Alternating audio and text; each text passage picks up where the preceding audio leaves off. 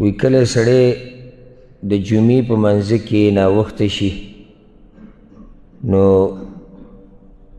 د جومات چې کوم امام پسې شاته صفونه دي په هغې کې ځای نه میلاویږي الا دا چې په آخري صفونو کې دیوال سره چې کوم دی کې ځای میلاویږي او بره چت خالی دی چې اولنی چت دی دویم دی او که ورته دویم چت وی بعض خلک د اولني چت ته دویم وی حالانکه دا اولنی چت راځي دا لاندې د ځمکې دی چې دا ورسره نه حسابېږي او هغه اولنی دی که ته هغې ته اولنی وی که هغې ته دویم وی خو چې په دې مسله باندې پوه یو هغه چت دی چې امام پکې ولاړ دی او شاته صفونو کې ځای نشتی الا دا چې دیوال ته نږدې اخره کې او بره ځای خالی دی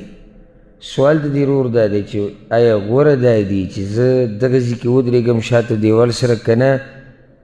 بره وخیجم او هلته د اول صف نه شروع وکړم نو هغه به په اولني صفونو کې زه راځم ځکه چې خو اولني صفونه دي په اعتبار د دې چې بره دی یعنې په نسبت د بره ځي دغه بره صفونه دي اولني صفونه دي نو څه کول پکار دي الجواب اول خو دا خبره یاد ساتل پکار دي چې د جمعې منزله وختي تله دا د مسلمان او د دینداره مؤمن بنده شان دی بیا هم انسان دی کله د عذر د لاسه لیټ شي ناوخته شي پرې چې دی ورشي نو جومات ډک شوی ګڼئ یا په منځه خلک ودرېږي نو داسې ټیم کې دا حالت راتلی شي هسې ستاسو په ذهن کې کوم ځای به غوره دا لاندې کې دا بره ولې لاندې غوره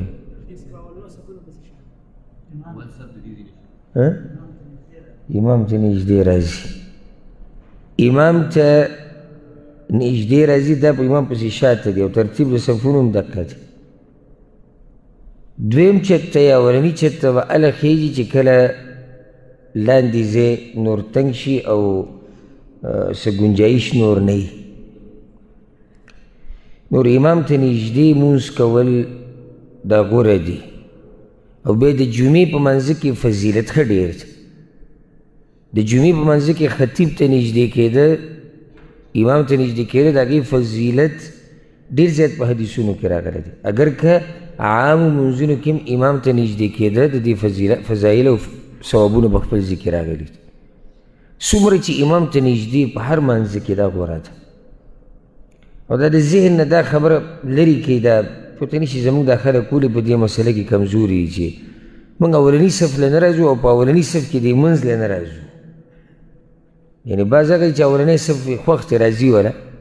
او ګوټونو کې به ناستي یا به ښی ته یا ګز طرف ته ناستي اولنی صف غوره دی په اولني صف کې امام ته نږدې ځای غوره دی امام ته نږدې دا منځ دی بیا د دې په خوا کې ودرېده یعنې کوم کس ولاړ دی په دې منځ کې دا نه چې په ده پسې بیا غوره ځای دا شاته دویم صف ته ځکه چې دغه امام ته نږدې دی نه بیا د دې خلکو سره ودرېده دا کوم چې امام ته نږدې ولاړ دی نو چې ښی طرف ته صف پوره شي ګز ته پوره شي په دې پسې بیا غوره دا دویم صف دی نو دویم غوره دی د دریم نه او بیا دریم غوره دی د څلورم نه او بیا په هر صف کې هغه ځای غوره دی چې امام ته ډېر نږدې دی په دې ترتیب سره ده نو اخرنی صف چې دیوال سره لګېدلی دی دا غوره دی د هغه صف نه کوم چې بره دی اگر که هغه بره اولنی شمارلی کېږي خو هغه داسې اولنی نه دی چې امام پسې نږدې دی خو بره د چت کې کم صفونه چې او کم قالین چې اچولی شوی دی یا درې پرتې دي په هغې کې دغه اولنی صف دی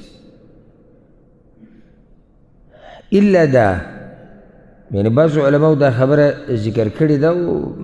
یعنې مزیداره خبره ده هغه دا چې کله نه کله که ته دغه اخرنی صف پرېږدي چې دیوال ته نږدې دی او بره وخیږي د دې د لاسه چې لاندې دغه صف کې به بیا تنګېږي خلک به ځي راځي دروازو ته خوا کې نږدې ده او په منځه کې خشوع نه وي اطمینان نه وي سکون نه وي نو ځکه زه بره خیجم نو بیا بره خطه غوره دي ځکه چې دې کې دی د مانځه د فایدې دپاره بره خیجي او فایده پکې څه ده سکون عاجزي اطمینان دا په منځه کې به ډېرې چې دی هلته وخیجي بره ځکه دروازې سره خوا کې چې ودرېدي نو خلک به دې اوړي راوړي او په دې خبره به خفه کېږو به نه، دا زمونږ ډېر پښتنو له دا فرق هم نه کوي چې خلک یې مخې ته اوړي او که نه اوړي. ځکه چې بعض ما لیدلي جمعې مونځ پرېږده، یعنې دلته اوس موږ فرضي مونځ وکړو ماسخوتن او دلته ځای میلاو شوی دی د دروازې سره نږدې، دقه دروازې سره ودرېږي، دقه ځای کې به وتر کوي او سنت به کوي. خلک به اوړي راوړي، څوک به ورته داسې پکې بد بد وګوري، د مخ نه یې پته ولګي سړی خفه دی چې ولې ته هلته ولاړې. دوه درې کسان به پکې دیکه شي، خو دې یار قسم خوړلی که دې ځینې دي زه وښځه ولم زه هم پښتن نه یم.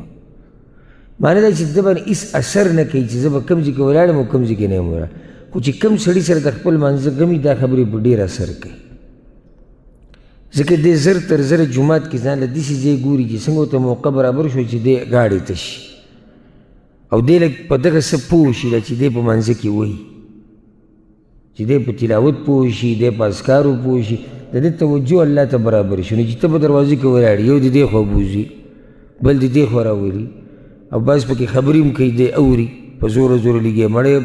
ځای نه ځای نه ګوري خو ولاړ دی. دا ټولې خبرې چې سړی اوري په دې کې دی څنګه اوس کې ما ته پته نشته. یعنې که زه دې دغه دروازې سره ودرولم او هسې داسې یو کس راته داسې وکتو داسې په جوور نظر، زما د بهر څه ګډوډ شوي چې دا اوس وګوره، یعنې دا ما کومه طریقه وکړه، نه په خپل مانځه پوه شوم، نه مې مسلمان ته لار پرېښوده، نو لار پرېږده را دې خوا شه. خبره مې دا کوله چې داسې د الله بندګان پکې هم شته چې په هغو باندې دا اثر نه کوي. هغوی وجه دا دی چې د خپل مانځه سره ډېر اهتمام یې نه وي، یاره کار څه وشو نه، چې د کم سړي د خپل مانځه سره غمي نو دی کوشش حتی الوسع ادا کوي چې په جومات کې په داسې ځای کې ودرېږي چې دی د خلکو نه غاړې ته یي، لاره نه یي، خلک یې مخې ته اوړي راوړي نه. نو خلاصه د مسلې څه شوه؟ شاته صف غوره دی الا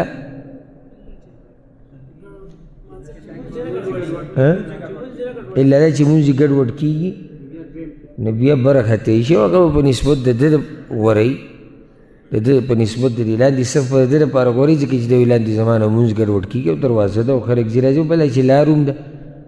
خصوصا د جمعې مونځ چې کله ختم شي ګڼه یي او دروازه باندې خلک